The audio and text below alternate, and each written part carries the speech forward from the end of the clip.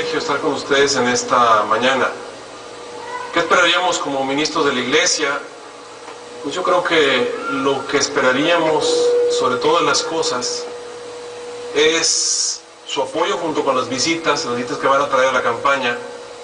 Deseamos, ustedes saben, ellos son nuevos, algunos de ellos, esperamos que no sean tan nuevos, pero si la gran mayoría son nuevos, apenas están llegando por primera vez aquí a la iglesia, lo que yo esperaría es que ustedes mismos les expliquen lo que estamos diciendo. Aunque parece a veces que están entendiendo lo que estamos diciendo, muchas veces no lo comprenden. Es lo que yo les pediría, y por sobre todas las cosas que oraran mucho por un servidor. Esta mañana, aunque no vamos a hablar toda la semana de esto, yo quisiera llevarnos a ustedes al estudio de la palabra de nuestro Señor en el capítulo 24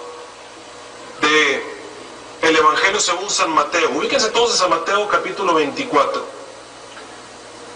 Y déjenme decirles algo de entrada acerca de este capítulo.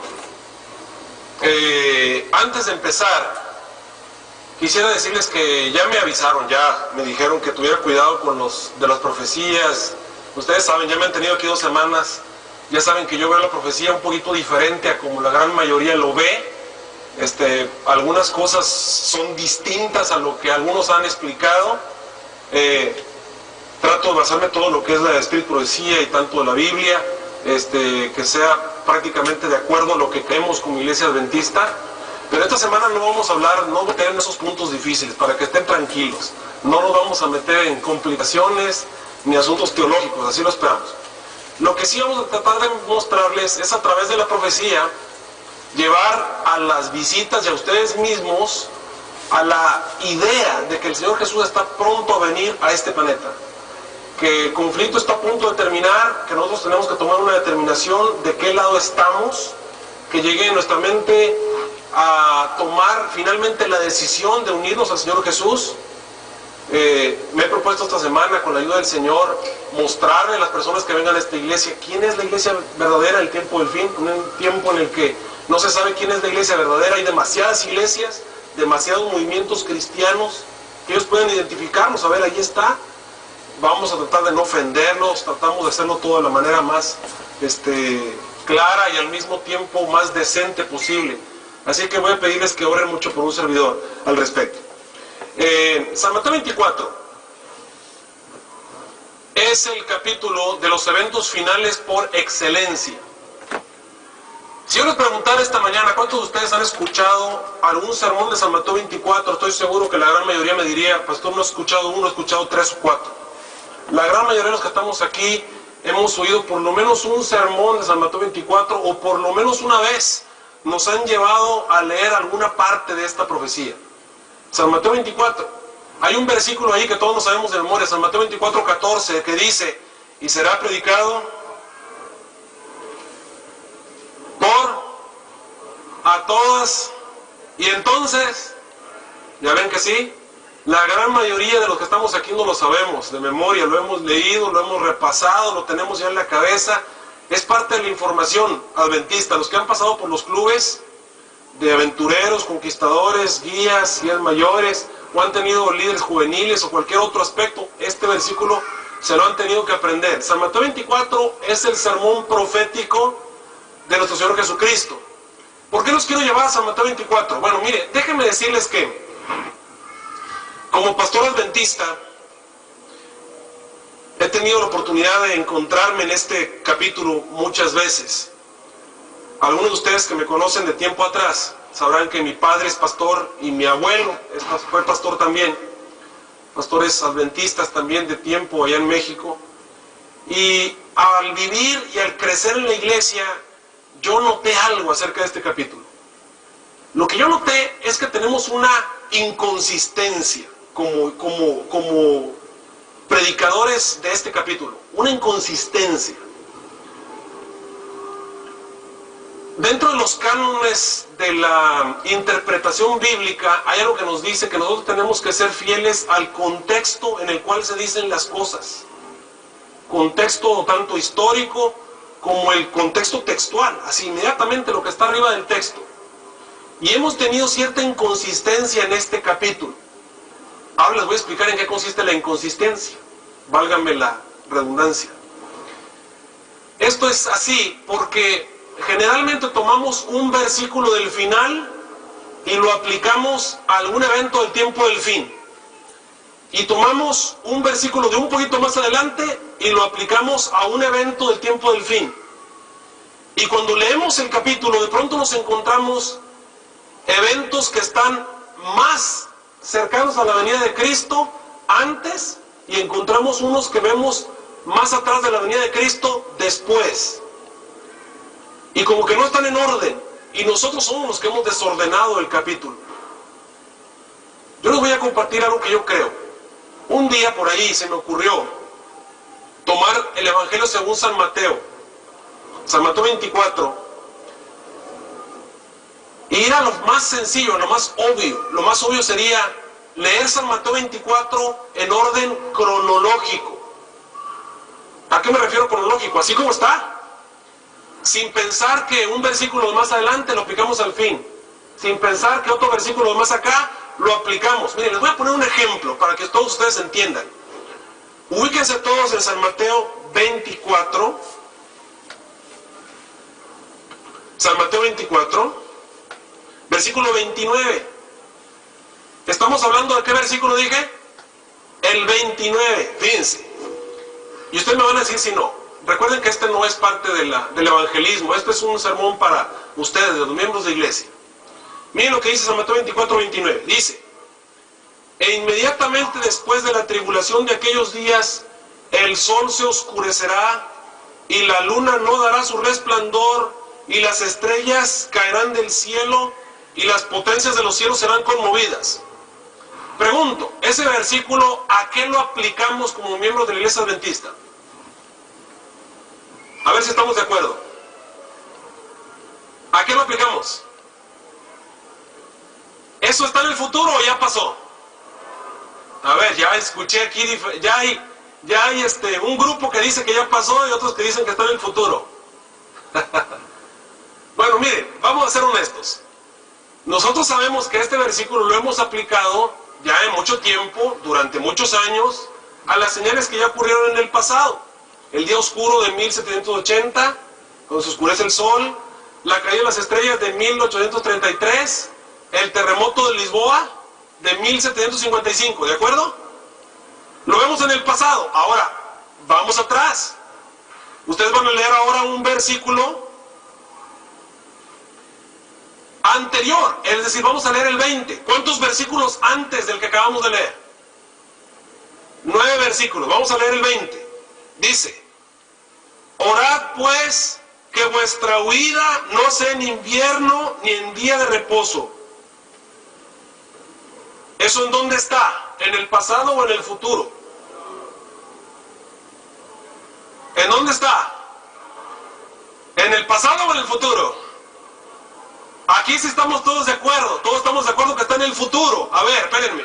El 29 que está después que este, lo pusimos en el pasado. Y este, que está 9 versículos antes, lo estamos poniendo en el futuro. ¿Inconsistencia o no hay inconsistencia? A eso es lo que me refiero. Eso es precisamente lo que quiero hacer con ustedes en esta mañana. Poner las cosas en orden. Vamos a ver ¿qué resulta? Porque yo no creo que siendo nuestro Señor Jesucristo el maestro de los maestros, el más grande predicador que ha existido, ¿están de acuerdo conmigo? El más grande, el más maravilloso. Las enseñanzas de Jesús no se pueden poner en tela de juicio de ninguna manera. Yo no creo que el Señor Jesucristo haya cometido un error que cometemos a veces los que predicamos, que decimos las cosas desfasadas.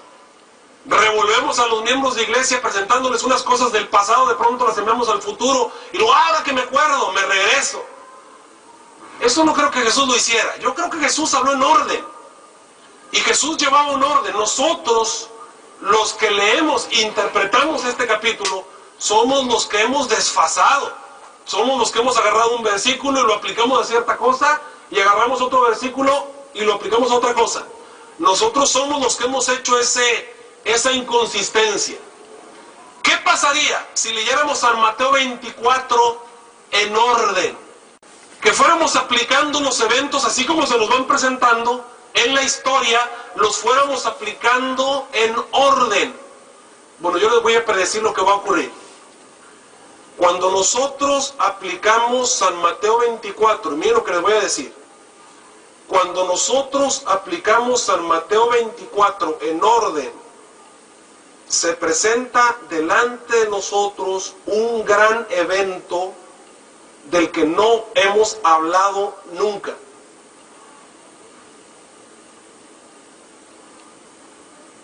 ¿Están entendiendo lo que estoy diciendo aquí? Cuando nosotros aplicamos San Mateo 24 en forma cronológica y vamos siguiendo los versículos así como se van presentando y los vamos aplicando a la historia y al mismo tiempo a lo que sabemos que va a venir, llega el momento en el que llegamos a nuestra época y delante de nosotros se presenta un evento que yo les confieso, yo no sé lo que es, pero está allí. Un evento que no sé lo que es, pero está allí. Y yo le he llamado a esto el gran evento, por eso este sermón se llama el gran evento. Ahora, Apocalipsis capítulo 3 también nos hace alusión a ese evento. De hecho, hace un momento leímos Apocalipsis 3, 19 y 20 y también hace alusión a ese evento del cual no hemos hablado. Ahora, yo no sé si esta iglesia necesita escuchar esto. Así lo creo. Yo creo que nuestra iglesia necesita escuchar esto. Apocalipsis capítulo 3, versículo 19, dice: yo reprendo y ¿qué hago? Y castigo ¿a quiénes?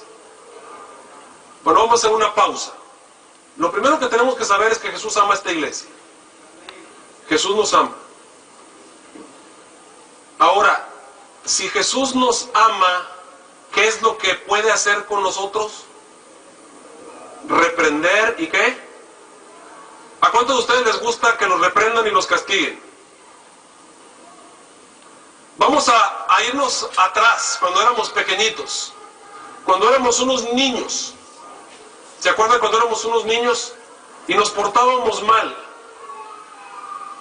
De pronto el papá nos decía: si no te portas bien, voy a sacar el cinto, te voy a contar a la 1, a las 2. Yo no sé si le decía, así me decía mi mamá cuando yo era chiquito.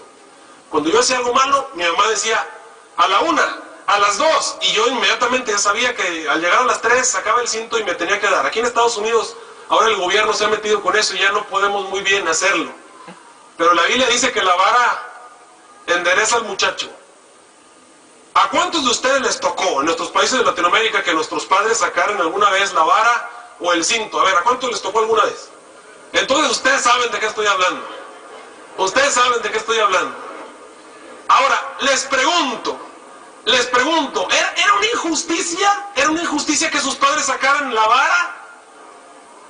A ver, ahora lo ven ya de grandes. Pero cuando eran chiquitos, ¿qué tal? ¿Qué se sentía cuando les iban a pegar? Se sentían: no, qué bueno que me pega mi mamá. ¿Así se sentían? Aunque hay algunas señoras por ahí que dicen: si mi marido no me pega es que no me quiere. Pero eso no es correcto. De ninguna manera. Si vieran lo que me han contado algunas veces, cosas increíbles de señoras que si no les pega el marido es porque no les quiere. Pero eso no es correcto. Bueno, lo cierto es que todos estamos de acuerdo en que la reprensión es buena cuando vienen los padres que nos aman. ¿Estamos de acuerdo?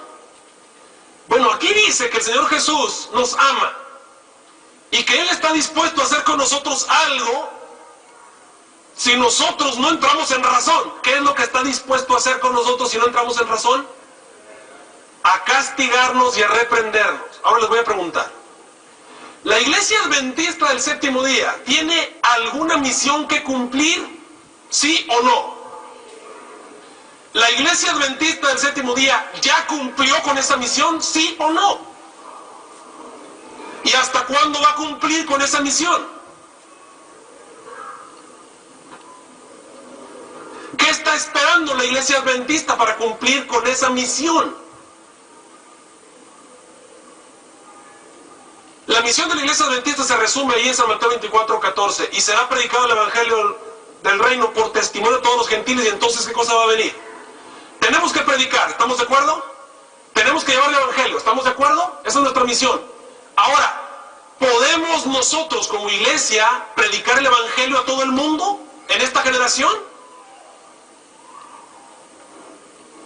Algunos dicen que sí. Déjenme decirles que la respuesta es no. No podemos hacerlo. Necesitamos un poder sobrenatural para lograrlo. Esta es una misión titánica. No vamos a terminar la predicación del evangelio nosotros solos. Y la iglesia se ha tardado mucho tiempo en entenderlo. Estamos haciendo evangelismo. Esta semana estamos iniciando una campaña de evangelismo. Traemos visitas, bautizamos, tenemos todo un sistema eclesiástico, cultos, cantos, campamentos, y no estoy diciendo que esté mal, esa es la obra de Dios. Lo que estoy diciendo es que la principal obra no es eso. Para alcanzar nuestro objetivo nunca lo vamos a alcanzar haciendo lo que estamos haciendo, nunca. ¿Alguno de ustedes está convencido que vamos a alcanzar el objetivo haciendo lo que estamos haciendo todos los sábados? ¿Ustedes creen que algún día vamos a acabar de terminar la obra de predicar el evangelio teniendo reuniones así, teniendo campañas de evangelismo año con año? ¿Ustedes creen que vamos a terminar de predicar el evangelio siguiendo con el ciclo eclesiástico de nombramientos, ancianos, y luego haciendo un plan de trabajo anual y un plan de enfoque a 5 años y con la campaña de todo el Metroplex? ¿Ustedes creen que así es como se va a acabar el evangelio? Nos vamos a pasar así años sobre años sobre años sobre años y nunca vamos a terminar de predicar el evangelio. Para que eso se logre, lo que nosotros tenemos que hacer es que el Espíritu Santo descienda por segunda vez. Ahora, queridos hermanos, esa es una obra de Dios y nuestra. De Dios y nuestra. ¿Estamos de acuerdo? Primero tiene que descender el Espíritu Santo. La pregunta es, ¿por qué el Espíritu Santo no ha descendido? Cuando yo leo eventos de los últimos días, yo me doy cuenta de dos cosas. Número uno, que muy cerca de 1844 el Espíritu Santo pudo haber venido. Número dos, que en 1901 Elena G. de White tuvo una visión donde vio que el Espíritu Santo descendía en el Congreso de Battle Creek de 1901.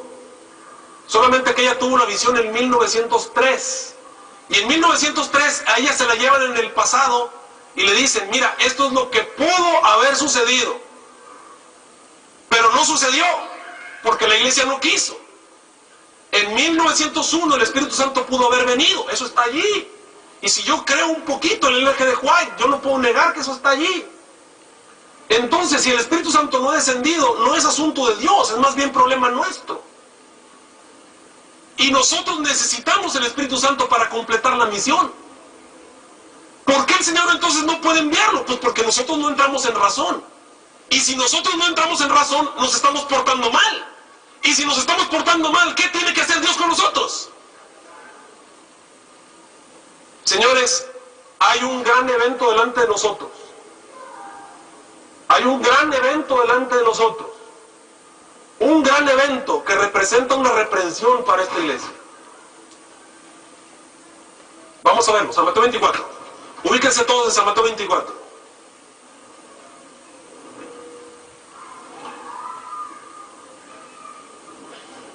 En San Mateo 24, si podemos poner, no sé si se pudieron poner siempre las escenas en la pantalla.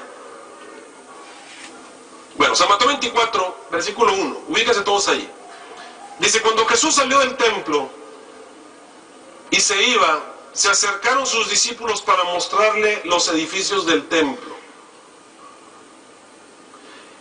Y cuando Jesús miró esos edificios y vio todo eso que estaba allí, Jesús dijo algo. Dijo, ¿veis todo esto? De cierto os digo que no quedará aquí piedra sobre piedra que no sea derribada. Esto era terrible. Para los judíos, que el templo fuera derribado era una tragedia inmensa. Para ellos la salvación era el templo, el santuario. Que el templo fuera derribado era inconcebible. Y Jesús dijo algo aquí muy fuerte. Antes de Jesús, a cualquiera que hablara en contra del templo lo mataban. Ahora Jesús dijo algo acerca del templo. Él vio hacia el futuro y dijo, oh, ese templo. Los discípulos se quedaron con esa idea, pero no le preguntaron a Jesús allí en la iglesia. ¿Por qué los discípulos no le preguntaron a Jesús? Ahí está Jesús en su sermón profético mirando hacia Jerusalén. ¿Por qué los discípulos no le preguntaron a Jesús ahí mismo en el templo qué cosa iba a pasar con Jerusalén? ¿Por qué creen ustedes? Los discípulos no querían que las gentes de allí se enojaran con Jesús. Ahora, yo tampoco quiero que ustedes se enojen conmigo, pero bíblicamente, hermanos, estamos yendo directamente a que el Señor nos reprenda. Eso es bíblicamente, lo vamos a encontrar.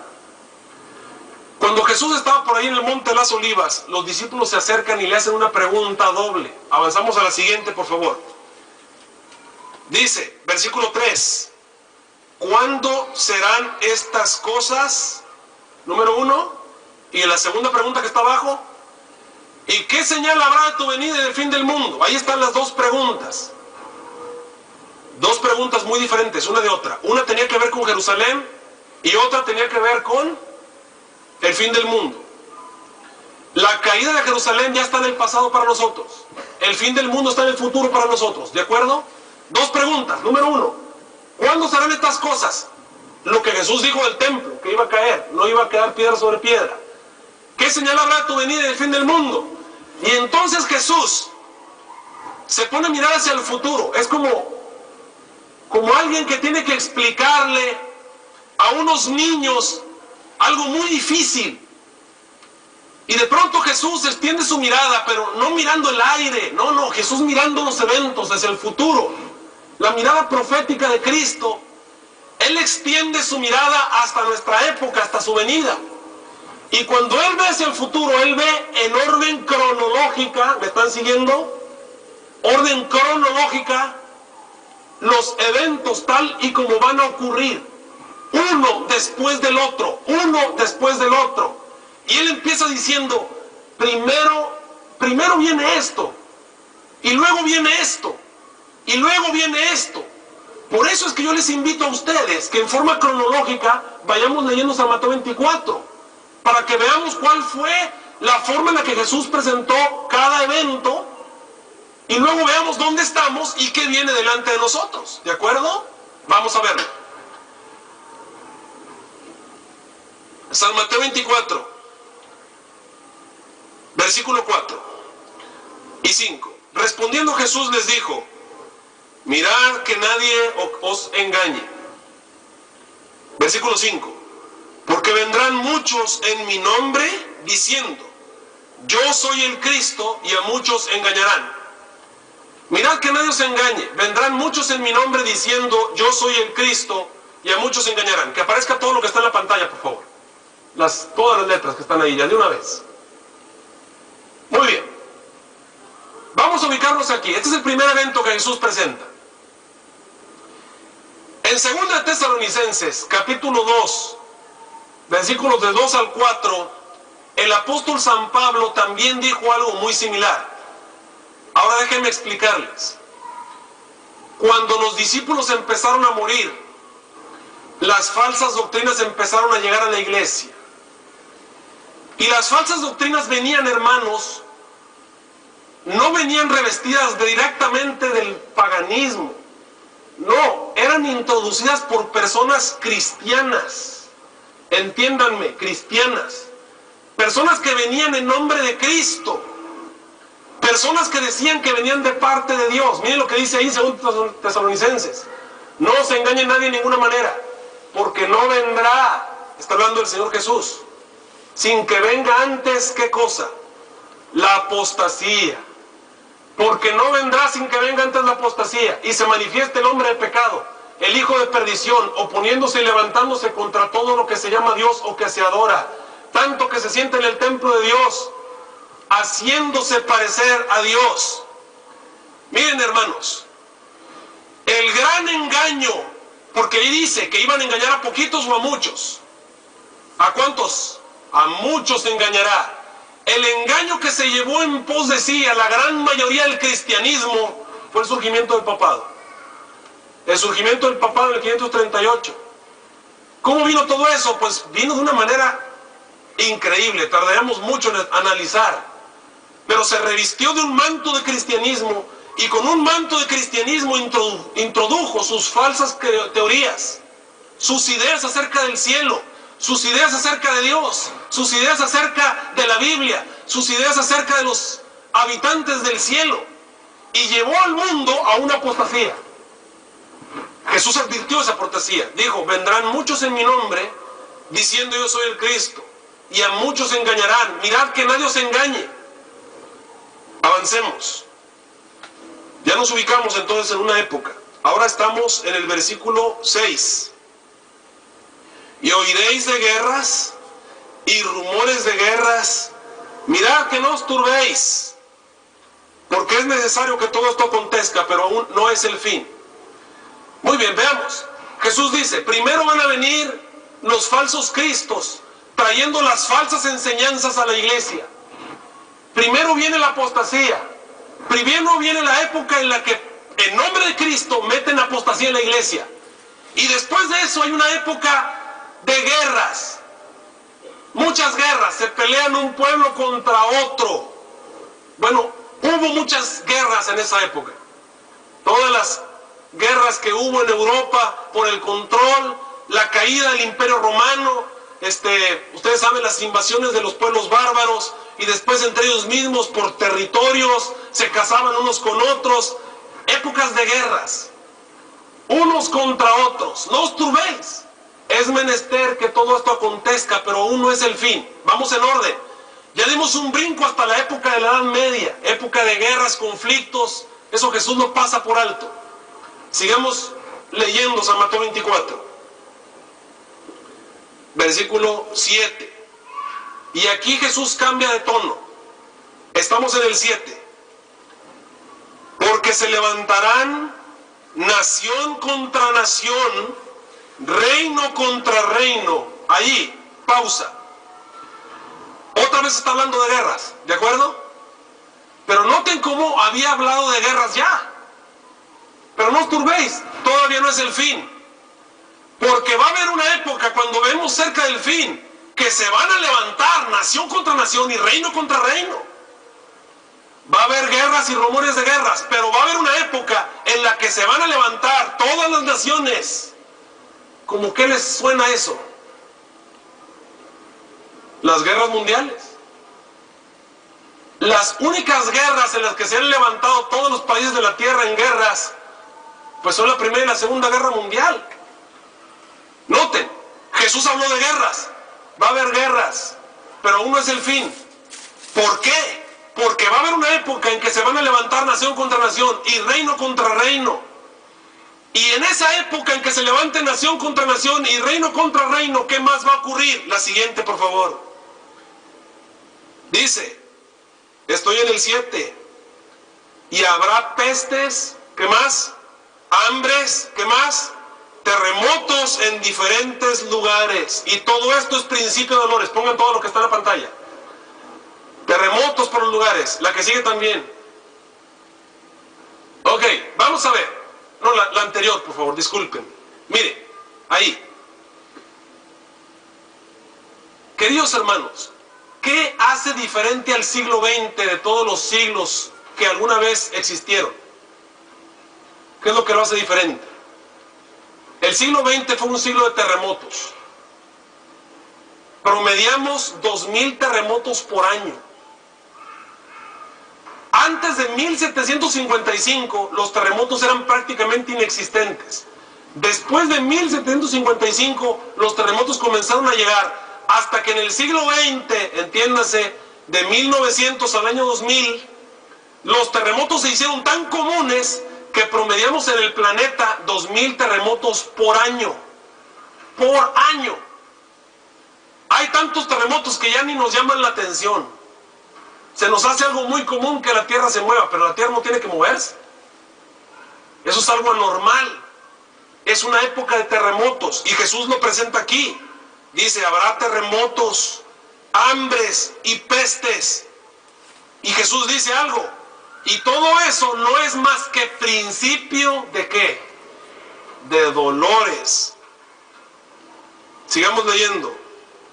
Ahora vamos a ubicarnos todos en el versículo 9. Entonces algo va a ocurrir ahí. Os entregarán a tribulación. ¿Están leyendo el versículo 9? A tribulación. No estamos hablando de la Edad Media. No estamos hablando de los 1260 años. Estamos hablando de algo que tiene que venir después de la época de terremotos. Os entregarán a tribulación y os matarán y seréis aborrecidos de todas las gentes por causa de mi nombre. Y muchos tropezarán entonces y se entregarán unos a otros y unos a otros se aborrecerán. Y muchos falsos profetas se levantarán y engañarán a muchos. ¿De qué época estamos hablando? Sigamos leyendo. Y por haberse multiplicado la maldad, el amor de muchos se enfriará. 13. Mas el que persevere hasta el fin, ¿ese qué cosa? 14. Y será predicado el evangelio del reino a todo el mundo, por testimonio a todas las naciones, y entonces vendrá ¿qué cosa? Pausa. Vamos a analizar esto. Vamos a analizar esto juntos. San Mateo 24 dice, será predicado el evangelio del reino por testimonio a todas las naciones, y entonces ¿qué cosa viene? A partir de San Mateo 24, 14 en adelante, los eventos que vienen de San Mateo 24, 14 en adelante, si vamos cronológicamente, son eventos del futuro. Porque en este momento no hemos terminado de predicar el evangelio. ¿Están de acuerdo conmigo? Por lo tanto, hay algo que nos lleva a que se predique el evangelio. ¿Qué cosa es? Sigamos leyendo atrás. Regrésense, vamos a ver. Si no hemos terminado de predicar el evangelio, ya terminamos. Quiere decir que estamos en algún lugar antes de estos versículos. Ubíquense, San Mateo 24, versículo 9. Entonces os entregarán a tribulación y os matarán y seréis aborrecidos de todas las gentes por causa de mi nombre. Pregunto, hermanos, después de las dos guerras mundiales, después del siglo XX, que fue un siglo de hambres, de pestes y de terremotos, estamos apenas en el año 2003. ¿Ha habido alguna clase de persecución contra el pueblo de Dios? ¿Ha habido algo que diga así? ¿Seréis aborrecidos por todas las gentes? ¿Hay algo así? Entonces todavía no ocurre esto. ¿Y por qué les digo esto? Porque la iglesia no ha hecho que el Espíritu Santo descienda. No nos hemos consagrado. No hemos abandonado el pecado. No hemos abandonado nuestras prácticas mundanas. No nos hemos querido arrepentir del todo. No hemos dejado las cosas que impiden que el Espíritu Santo descienda. Estamos adormecidos, estamos paralizados, seguimos siendo mundanos. No hemos hecho el reavivamiento, ni hemos llegado a la reforma que necesita la iglesia para que el Espíritu Santo pueda venir. Reavivamiento y reforma, dice Elena G. de White, es la primera obra, es la obra más necesaria. La iglesia no lo ha hecho. Por lo tanto, el Espíritu Santo no ha venido y el tiempo transcurre. ¿Hasta cuándo la iglesia se va a reavivar? ¿Hasta cuándo la iglesia se va a reformar? ¿Hasta cuándo los miembros de iglesia dejaremos de pecar? ¿Hasta cuándo los miembros de la iglesia dejaremos las prácticas que contaminan nuestro cuerpo y nuestra mente? ¿Hasta cuándo abandonaremos las cosas que nos gustan hacer? ¿Hasta cuándo dejaremos el egoísmo? ¿Hasta cuándo? Y el Señor espera, llama, envía predicaciones, pero la iglesia no obedece. La iglesia sigue adelante en su forma de ser, en su forma de pensar, llevando su ciclo eclesiástico como siempre. Y pudo haber sido derramado el Espíritu Santo en 1844, pero la iglesia no quiso. Y llegó 1901 y la iglesia tampoco quiso reformarse. Y pasó el tiempo y seguimos haciendo nombramientos y seguimos haciendo campañas de evangelismo y seguimos haciendo actividades y la iglesia no se reviva. ¿Qué tiene que hacer Jesús entonces? Yo reprendo y ¿qué? Castigo a todos los que amo. Queridos hermanos, el Señor va a tener que permitir que algo muy malo nos ocurra. Yo no sé qué es, pero cuando lo leo en San Mateo 24, San Mateo 24 me dice que todo el mundo va a aborrecer a los hijos de Dios, porque Jesús está hablando con sus discípulos. Dice allí: entonces os entregarán a tribulación y os matarán y seréis aborrecidos de todas las gentes por causa de mi nombre. Sigo leyendo. ¿Y qué va a pasar entonces? Muchos tropezarán, se entregarán unos a otros y unos a otros se aborrecerán. Y se van a levantar muchos falsos profetas y van a engañar a muchos. Quiero hacer una pausa aquí. El N.G. de White dice que antes que venga el Espíritu Santo va a haber una falsa venida del Espíritu Santo en las iglesias que Él puede colocar bajo su poder. La llegada del Espíritu falso a estas iglesias es una advertencia de que el verdadero Espíritu Santo está a punto de venir. Y aquí se levantan falsos profetas con falsos espíritus. ¿Por qué? Porque Satanás sabe que el Espíritu Santo está a punto de ser derramado. Piensen, si el Señor saca el cinto y le permite que algo muy malo ocurra en la iglesia, ¿saben lo que pasa cuando hay persecución? ¿Saben lo que ocurre? Los hijos de Dios se consagran. Eso siempre ha sido así. Siempre que ocurre persecución, la iglesia se consagra, siempre. Y Dios ha estado esperando que se consagren. ¿Saben qué tiene que venir? Otra vez tiene que venir algo así para que entremos en razón. Y cuando llega esa persecución, la iglesia se consagra. Y se hacen un grupito porque muchos se salen, el amor de muchos se enfría. Y quedan un grupito pequeñito. Miren, hermanos, este evento no es mío, el N.G. de White habla de él.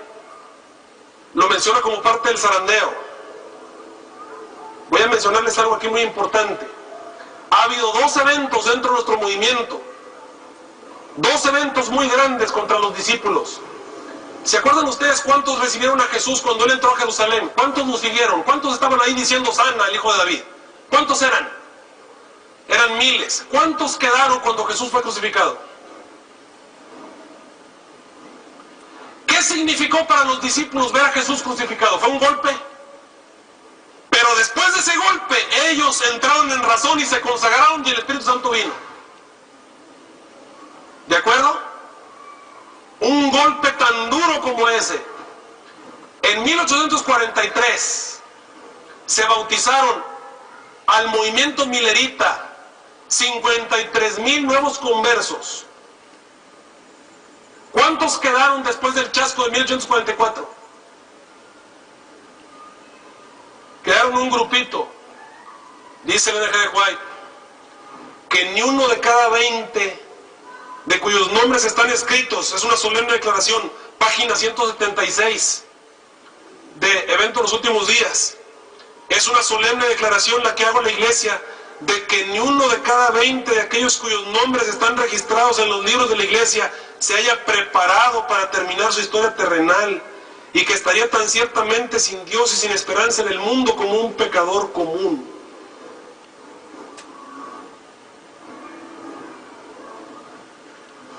quedar un grupito. Y ese grupito que quede se va a consagrar. Y esa consagración va a hacer que venga el Espíritu Santo. Y cuando el Espíritu Santo llegue, entonces, dice San Mateo 24, 13, el que persevere hasta el fin, ¿qué va a pasar con él? O sea, los que aguanten la corrección, los que aguanten que se saquen el cinto y les peguen, los que soporten la persecución de la cual se habla anteriormente, ese grupito persevera hasta el fin y es salvo. Y dice algo más de ellos: y será predicado el evangelio del reino en todo el mundo por testimonio a todas las naciones, y entonces vendrá el fin.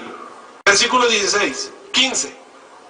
Por tanto, cuando veáis en el lugar santo la abominación desoladora de la que habló el profeta Daniel, el que le entienda, los que estén en Judea huyan a los montes. ¿Qué es la abominación entonces, el desolamiento? Pues la publicación de las leyes dominicales. Pueden poner la imagen allí.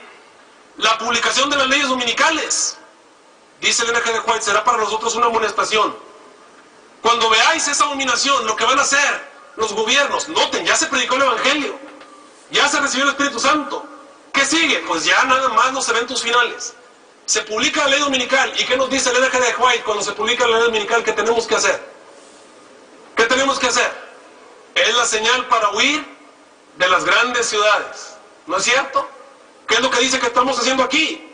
Exactamente lo mismo. Dice Jesús: los que estén en Judea huyan a los montes. 17. El que esté en la azotea no descienda para tomar algo de su casa. El que esté en el campo no vuelva atrás para tomar su capa. Mas hay de los que estén en cinta, de los que críen aquellos días. Orad, porque vuestra huida no sea en invierno ni en día de reposo. ¿Me están siguiendo? Ya estamos en la época de ¿qué? De la persecución famosa. Ya estamos en la época en la que estamos huyendo. ¿Qué sigue? Bueno, lo que sigue está en el versículo 21. Porque habrá entonces gran tribulación. Pongan la siguiente, por favor. Gran tribulación, cual no ha habido desde el principio del mundo hasta ahora ni habrá. Estamos hablando de la época de la tribulación de Jacob. Están cayendo las plagas, viene la angustia de Jacob, hay tribulación en el mundo, los ángeles de Satanás están destruyendo la tierra, ya no hay Espíritu Santo, ya los ángeles no detienen los 4 vientos de destrucción, las plagas están cayendo y el mundo está en conflicto. Noten, vamos en orden cronológico. Jesús no se ha brincado en ninguna parte, vamos en orden. Sigamos. Versículo 22. Y si aquellos días no fuesen acordados, nadie será salvo. Mas por causa de los escogidos, aquellos días serán acortados. ¿Estamos de acuerdo? El tiempo se va a reducir. Sigamos leyendo. 23. Entonces si algunos dijeren: mirad, aquí está el Cristo, o mirad allí, ahí está, no lo creáis, porque se levantarán falsos cristos y falsos profetas, y habrá grandes señales y prodigios, de tal manera que engañarán, si fuese posible, aún a los escogidos.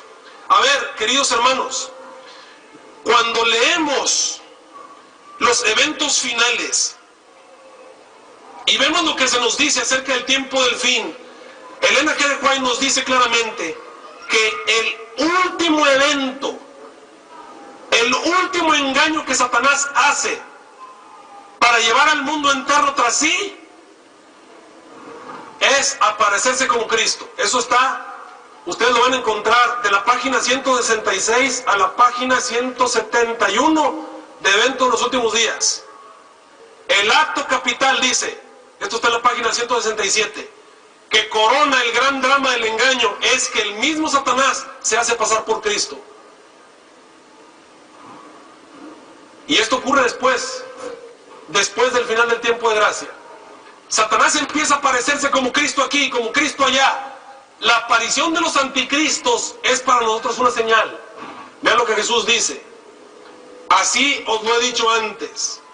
Así que si os dijeren: mirad, está en el desierto, no salgáis, o mirad, están los aposentos, no creáis. Porque como el relámpago que sale del oriente y se muestra hasta el occidente, así también será la venida del Hijo del Hombre. Versículo 28. Porque donde quiera que estuviera el cuerpo muerto, allí se juntan las águilas. Miren, cuando ustedes van por el campo y levantan su cabeza y ustedes ven unos buitres rondando, ahí se les llama águilas. Cuando ustedes ven unos buitres, ¿qué saben ustedes? ¿Qué información nos dan unos buitres volando alrededor?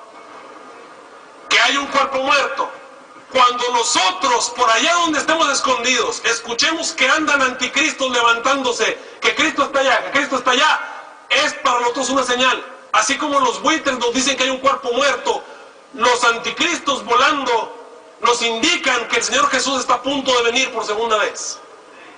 Así como los buitres indican que hay un cuerpo muerto, así también la venida de los anticristos indica que Cristo está a punto de venir. Está en días de llegar. Sigamos. Porque donde quiera que estuviera el cuerpo muerto, allí se juntarán las águilas. Ahora estoy en el 29. E inmediatamente después de la tribulación de aquellos días, quiero que noten, después de la tribulación, después de la persecución, después de la aparición de los anticristos, el sol se oscurecerá y la luna no dará su resplandor y las estrellas del cielo serán conmovidas. 30. Entonces, en ese mismo entonces, aparecerá la señal del Hijo del Hombre en el cielo. Miren, hermanos, estas señales cósmicas no son las del pasado, son las señales cósmicas que ocurren precisamente antes de la venida de Cristo. Esto está en Apocalipsis. Vamos a Apocalipsis. Apocalipsis capítulo 6.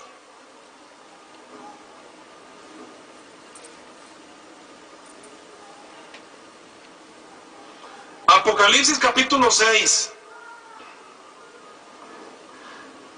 Estoy en el versículo 13 en adelante. 13 hasta el 17. Y ustedes me dicen cuándo ocurren estas señales. ¿Está bien? Vamos a leerlo. Díganme cuándo ocurre esto. Dice Apocalipsis 6, 13 en adelante. Y las estrellas del cielo cayeron sobre la tierra como la higuera deja caer sus higos cuando es sacudida por un fuerte viento. Y el cielo se desvaneció como un pergamino que se enrolla, y todo monte y toda isla se removió de su lugar. ¿Eso cuándo ocurre? Vean, sigan leyendo, sigan leyendo. Y los reyes de la tierra, y los grandes, y los ricos, y los capitanes, y los poderosos, y todo siervo, y todo libre, se escondieron en las cuevas, entre las peñas de los montes. ¿Eso cuándo ocurre? Sigo leyendo. Y decían a los montes y a las peñas: caed sobre nosotros y escondednos del rostro de aquel que está sentado sobre el trono y de la ira del Cordero, porque el gran día de su ira ha llegado, y ¿quién podrá estar en pie? ¿Cuándo ocurre eso? Cuando Cristo regresa por segunda vez. El momento antes, cuando Jesús está entrando a las fronteras de nuestra zona del espacio donde vivimos, por Orión, porque por ahí va a venir, ¿verdad? El cielo se va a desquiciar. Las estrellas van a parecer que se van a mover, va a haber una lluvia de meteoritos. La tierra se va a sacudir, las islas van a ser tragadas. El universo va a parecer desquiciarse a nuestro alrededor. ¿Por qué? Porque Cristo está viniendo. Estas escenas de San Mateo 24 son exactamente esas. E inmediatamente después de la tribulación, el sol se oscurecerá, la luna no dará su resplandor, las estrellas caerán del cielo y las potencias de los cielos serán conmovidas. ¿Por qué? Porque está apareciendo en el cielo la señal del Hijo del Hombre. Entonces se lamentarán todas las tribus de la tierra y verán al Hijo del Hombre viniendo en las nubes del cielo con gran poder y gloria. Jesús viene y enviará a sus ángeles con gran voz de trompeta y juntará a sus escogidos de los cuatro vientos desde un extremo de la tierra hasta el otro. De la higuera aprended la parábola. Cuando ya su rama está tierna y brotan las hojas, sabéis que el verano está cerca. Así también vosotros, cuando veáis todas estas cosas, conoced que está cerca a las puertas. Final. ¿Se dan cuenta cómo fue en orden cronológica Jesús? Quiero que noten, Jesús fue en orden cronológica. Entonces, analicemos. Si Jesús fue en orden cronológica y todo lo que fue lo fue presentando en orden cronológico, Jesús me da una razón, me da un motivo por el cual se termina de predicar el Evangelio. ¿Y saben cuál es el motivo? El motivo es que viene una persecución a la iglesia. Díganme si no, léanlo, ahí está.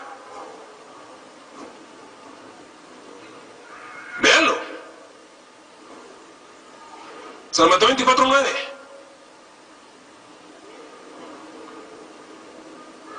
Entonces os entregarán. Eso viene después del principio de dolores, después de la época de terremotos, después de la época de guerras, de hambres y de pestes. Entonces os entregarán a tribulación y os matarán, y seréis aborrecidos de todas las gentes por causa de mi nombre. Muchos tropezarán entonces y se entregarán unos a otros, y unos a otros se aborrecerán. Y van a venir falsos profetas con falsos evangelios, obviamente, y a muchos engañarán. Mas el que perseverare hasta el fin, ese será salvo. Y entonces se predica el evangelio.